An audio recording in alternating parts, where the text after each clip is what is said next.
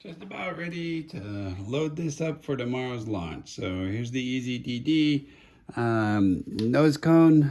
I wrapped the cord around the regular connection there. Some people I know have concerns about those, but it looks pretty strong in this case.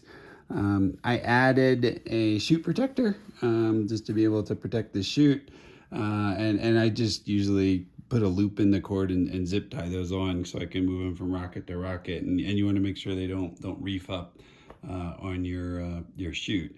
And speaking of chutes, I've decided to make a change. I know in the instructions it says many times, and it's wise guidance of follow the instructions. Well, I can't help myself. I got to make some changes.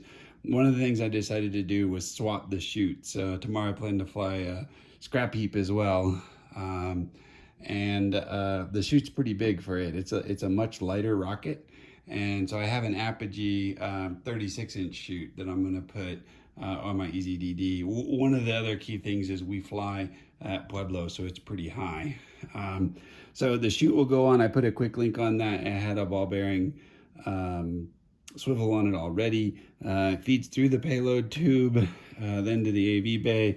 I did my best to tie good bowline knots and keep everything nice and tight on the shock cord. I think my biggest concern is how much stress is going to be on the shock cord and the airframe components during each of the ejection events.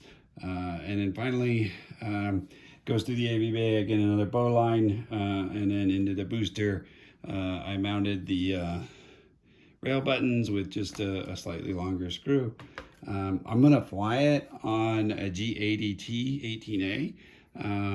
I think that's a little bit higher than kind of the recommended first motor, but I think it's gonna be a good motor, and it was something that felt like when I did the simulations, I came in a little heavier than some of the published specs on it.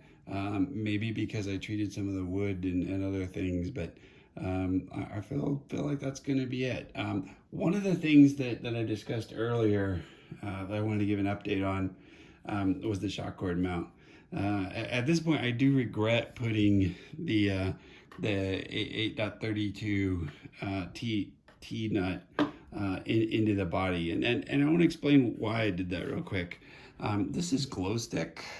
This was the first 3D printed rocket that I ever built. And it's a 3D print of a fin assembly, some rings that you slide on and glue on, and then the launch lug ring here has the shock cord mount on it. And I've flown this rocket a ton, and it actually it flies pretty well for as much of a first attempt as it is. But about the fifth flight in, it separated, and the shock cord completely came apart, and you could see it's still there. And what happened was there was about maybe a half an inch to an inch of shock cord, and it burned through. And so that's when I kind of decided, well, if I'm going to do a rocket that I want to fly a lot, I want to have a way to replace the shock cord, and that's the reason I kind of went with a T-nut. But when I listened to and looked at some of the forums a bit more, a lot of people say that, look, that may be something with a really thin cord. This was, I think, a 100-pound cord, and a minimum body tube. And this with an E motor, right? The motor's going to come up to about right here. So it's going to be pretty close to the ejection charge, even if you try to get some dog barf down there, etc. So I may have solved a problem that doesn't exist because this is a non-minimum body tube design. The other piece is an 8.32. It's really hard to find screw eyes and really lifting eyes, which is what you want, type of hardware to do that. So I put in a really stout screw, some good washers and some nylon washers to kind of protect it. So I think it'll be okay, but I might have to rethink that for future rockets. So I will post an update hopefully after tomorrow's flight.